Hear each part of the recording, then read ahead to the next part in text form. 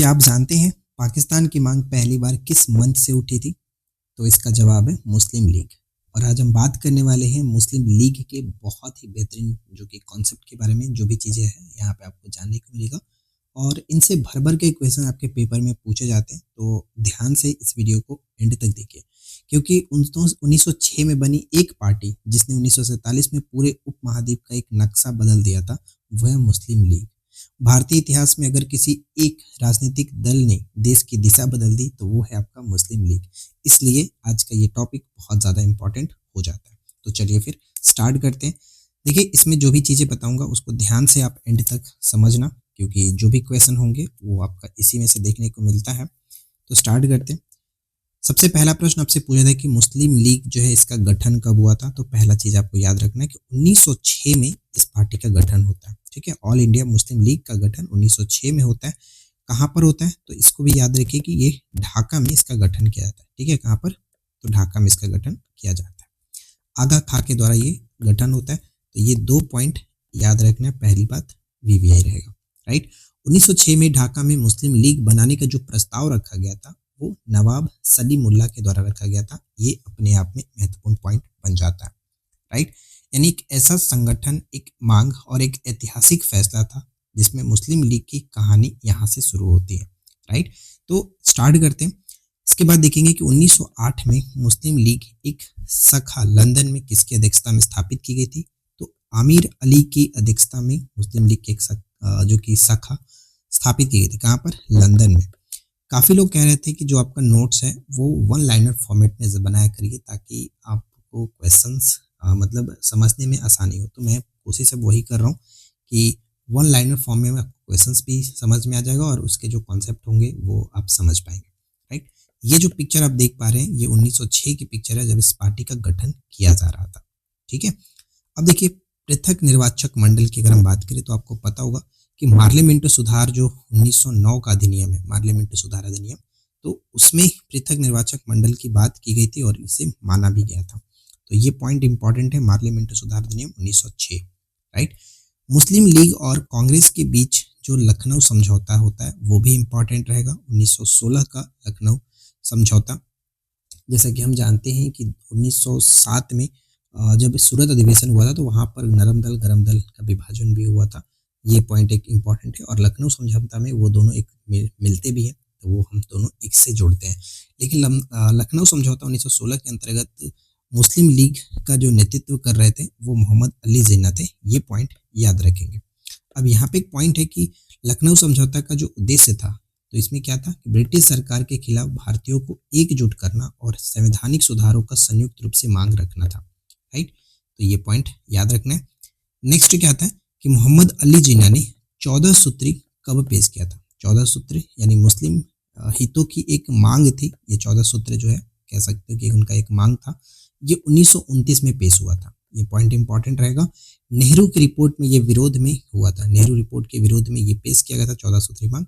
मुस्लिम league की मांगों को स्पष्ट करने के लिए ये पेश किया गया था। ठीक है, तो किसने पेश किया? कई बार ये पूछा जाता है कि मोहम्मद अली जिन्ना ने पेश किया था। ये पॉइंट याद रखना है आपको।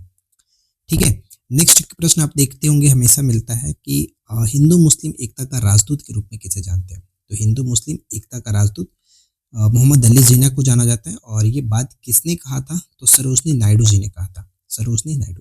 अच्छा, सरोजनी नायडू जी का नाम हम इससे पहले वाले वीडियो में हमने देखा था। भारतीय राष्ट्रीय कांग्रेस पर मैंने आपको वीडियो एक प्रॉपर डिटेल में प्रोवाइड करा है।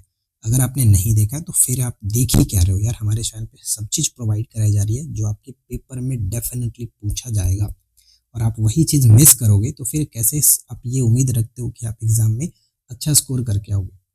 तो जितनी भी वीडियो यहाँ पे दी जा रही है आप उसको अच्छे से देखो, उसको अच्छे से समझो और हो सके तो एमसीक्यू का डिमांड करो। भाई आपका बैठा हुआ है, डिमांड करो, आप मैं प्रोवाइड कराऊंगा। आप डिमांड करो, सप्लाई करना मेरा काम रहेगा। ठीक है, तो देखिए सरोजनी नायडू जी का जो नाम हमने बात किया था, तो 1925 का इनका एक कानपुर अधिवेशन होता है। कानपुर अधिवेशन की अध्यक्षता इन्होंने की थी। ठीक है, और इस तरह से हम जानते हैं कि भारतीय अगर महिला की बात करें यानी भारतीय राष्ट्रीय कांग्रेस की पहली महिला भारतीय महिला अध्यक्ष कौन बनती है? तो ये सरोजनी नायडू जी ही बनती है। तो इनका नाम वहाँ से जुड़ा हुआ था, ये चीज़ याद रखिएगा।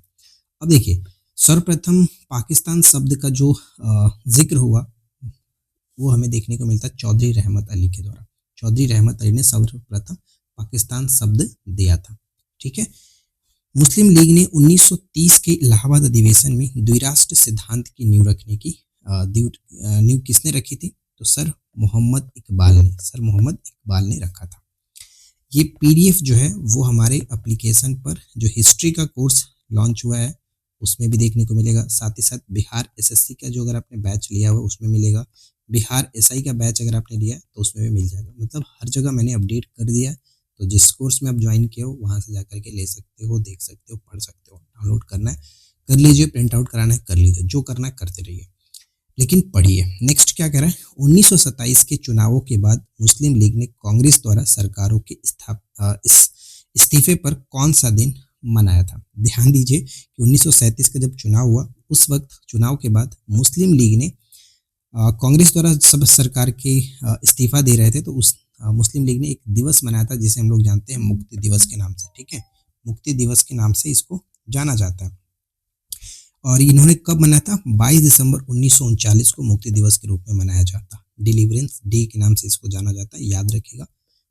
पाकिस्तान प्रस्ताव जो है वो लाहौर अधिवेशन 1940 में रखा गया था, प्रस्तुत किया गया था ए.के. फजलुल के द्वारा। फजलुल हक जो है ए.के. फजलुल हक के द्वारा दिया गया था, ये पॉइंट याद रखना है। नेक्स्ट क्या कह रहा है? अगला सवाल यह है कि किस वर्ष मुस्लिम लीग ने बांटो और छोड़ो का नारा दिया था? तो 1943 में इन्होंने 1943 में डिवाइड एंड क्वाइट का इन्होंने नारा दिया, बांटो और छोड़ो का, याद रखिए। और सबसे ज़्यादातर जो पेपर में पूछा जाता है वो यही है, प्रश्न आपके सामने यही है कि प्रत्यक्ष कार्यवाही दिवस, मुस्लिम लीग द्वारा प्रत्यक्ष कार्यवाही दिवस कब मनाया गया? तो 16 अगस्त 1946 को प्रत्यक्ष कार्यवाही दिवस मुस्लिम लीग मनाती है। और ये पेपर में बार बार पूछा जाता है। मुस्लिम लीग से अभी तक अगर आप देखोगे सबसे ज़्यादा जो प्रश्न पूछा जाता है वो यही होगा, 16 अगस्त 1946 को। अंतरिम जब सरकार का गठन हुआ था, वित्त मंत्री कौन बनाए गए? मतलब मुस्लिम लीग से किस नेता को बनाया गया था? लियाकत अली खान को, मुस्लिम लीग के ये नेता थे, इनको अंतिम सरकार में वित्त मंत्रालय दी गई थी। ठीक है, तो देखिए मुस्लिम लीग से इतने सारे अगर पॉइंट आप याद रखते हो तो मुझे नहीं लगता कि इससे बाहर कुछ क्वेश्चंस पूछे जाएंगे। आप बस इतने सारे पॉइंट को याद रख लो, मोटा मोटी आपका सारा काम चल जाएगा, इससे बाहर कुछ नहीं आता। ठीक है, हिंदू मुस्लिम एकता का राजदूत आपने बहुत बार देखा होगा, पेपर में ये पूछा जाता है। तो कुल मिलाकर इस छोटे से टॉपिक में इतने सारे चीज़ें थी। उम्मीद है कि ये छोटा सा वीडियो आप लोग के लिए हेल्पफुल रही होगी। वीडियो पसंद आया हो तो लाइक ज़रूर करके जाना। चैनल पे पहली बार अगर आप हैं सब्सक्राइब कर लिए जिस तरह की रेगुलर वीडियो के लिए। तो चलिए मिलते हैं नेक्स्ट क्लास में नए टॉपिक के साथ। Thanks for watching, keep learning, have a good